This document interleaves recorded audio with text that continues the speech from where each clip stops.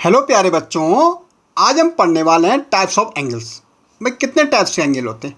भाई acute angle क्या होता है? ये एक्यूट एंगल द एंगल, या हम कह सकते हैं an angle measure greater than zero, greater than zero and less than 90 degree is called acute angle, is called acute angle। क्या कहलाता है वो? acute angle कहलाता है। ओके भाई, डेफिनेशन में क्या कह रहा है?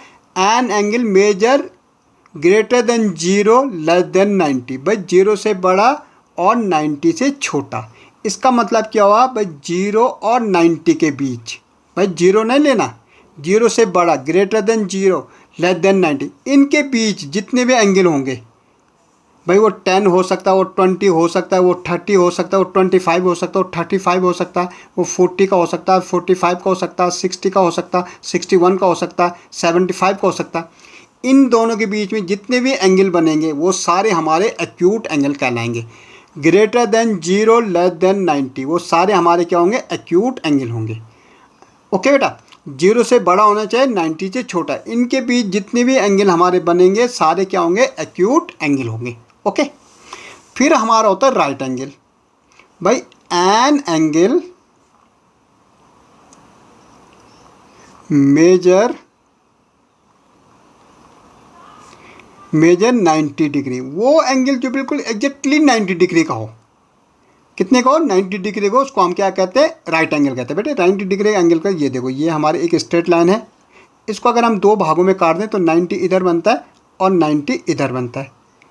ठीक है, वो इन दोनों के बीच का हमारा एक्यूट एंगल होता है। भाई ये जीरो एंगल है, जीरो और ये 90 है। ठीक है, ये 90, तो इनके बीच में एक्यूट बन रहे हैं, लेकिन जो एग्जैक्टली ये बन रहा है, ये कितने का बन रहा है? 90 का बन रहा है। बीच के भाई ये जीरो है, ये 90 बन रहा है यहाँ पे, तो इनके बीच के तो एक्यूट बनेंगे, लेकिन ये हमारा जो एकदम स्ट्रेट है ये हमारा 90 डिग्री बनेगा। ओके, अगर हम इसको इसको थोड़ा ऐसा कर दें तो ये एक्यूट एंगल है। भाई ये तो एग्जैक्टली तो ये 90 है, अगर हम तो इतना थोड़ा भी इधर कर दें तो एक्यूट एंगल बन जाएगा। ओके, ऑब्ट्यूस एंगल क्या होता है? भाई an angle measure greater than 90, greater than 90 degree and less than 180 degree is called obtuse angle। क्या कह रहा है भाई? 90 से तो बड़ा होना चाहिए, 180 से छोटा होना चाहिए। इसका मतलब क्या? 90 और 180 के बीच के एंगल, इन दोनों के बीच में जितने भी एंगल बनेंगे हमारे क्या होंगे? ऑब्ट्यूस एंगल होंगे। क्या होंगे बेटा? हमारे ऑब्ट्यूस एंगल होंगे। भाई क्या हो सकते हैं? जैसे 100 होगा, ये ऑब्ट्यूस एंगल है। 105 ऑब्ट्यूस एंगल है। 107 ऑब्ट्यूस एंगल है। 110 ऑब्ट्यूस है। 120 ऑब्ट्यूस है। 130 ऑब्ट्यूस है। 140 इवन डेट 179 तक हमारे सारे क्या होंगे? ऑब्ट्यूस एंगल होंगे। मीन 90 से बड़ा होना चाहिए, ये 91 भी हमारा ऑब्ट्यूस होंगे, और 180 से छोटा होना चाहिए। इनको हम क्या कहते हैं? ऑब्ट्यूस एंगल कहते हैं। क्या? An angle measure greater than 90, जो हम 90 से तो बड़ा होता है और 180 से छोटा होता है, उसको हम कहते हैं ऑब्ट्यूस एंगल कहते हैं। ओके, स्ट्रेट एंगल क्या होता है? भाई एन एंगल मेजर 180 डिग्री। भाई जो एंगल हमारा 180 डिग्री का होता है उसको हम क्या कहते हैं? Straight angle. स्ट्रेट एंगल में सीधी लाइन होती।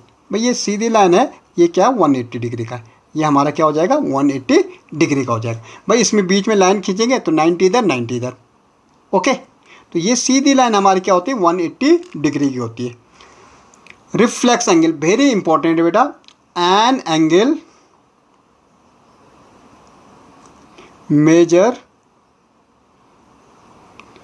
Greater than 180। क्या बोल रहा? Greater than 180 degree and less than 360 degree. भाई ये वो एंगल है जो तो 180 से तो बड़ा होता है, लेकिन 360 से छोटा होता है। बस 360 क्या होता है हमारा, ये पूरा गोला हमारा 360, ठीक है। 180 क्या होता है, 180 ये सीधी, भाई ये हमारा 180। इसको हम अगर थोड़ा और घुमा लें तो ये हमारा क्या हो जाएगा, ये हमारा क्या हो जाएगा, ये पूरा हमारा क्या हो जाएगा, रिफ्लेक्स। मतलब 180 से तो बड़ा होना चाहिए, इससे तो बड़ा हो जाएगा, लेकिन 360 से छोटा। कहने का मतलब है कि 180 से बड़ा और 360 से छोटा। तो वो हो सकता है 190 हो, 200 हो, 260 हो, 300 हो, 350 हो। इसको हम कहते हैं रिफ्लेक्स एंगल। मतलब 180 से तो बड़ा होना चाहिए बेटा वो, और 360 से छोटा होना चाहिए। इसको हम क्या कहते हैं, रिफ्लेक्स एंगल। ये कंप्लीट एंगल क्या होता है भाई, एन एंगल मेजर 360 डिग्री। भाई वो एंगल जिसको बिल्कुल एग्जैक्टली 360 डिग्री नापते हैं हम, ये पूरा गोला, इसको हम कंप्लीट एंगल कहते हैं। ये पूरा गोला क्या, वन रिवोल्यूशन क्या होता है हमारा, 360 डिग्री का होता है भाई, ठीक है। जब हमारा पूरा रिवोल्यूशन हो जाता है ये, तो देखो ये हमारा एक्यूट एंगल, इसको सीधा करेंगे तो 90 हो जाता है, इसको इधर ले जाएंगे तो ये क्या ऑब्ट्यूस हो जाता है, इसको ऐसा करेंगे तो 180 स्ट्रेट एंगल हो जाता है, फिर इसको आगे बढ़ेंगे तो रिफ्लेक्स हो जाता है। पूरा गोला पूरा हो जाए तो हमारा 360 क्या हो जाता है, हमारा कंप्लीट एंगल हो जाता है। ओके, इस ढंग से इनको मेजरमेंट कर सकते हैं।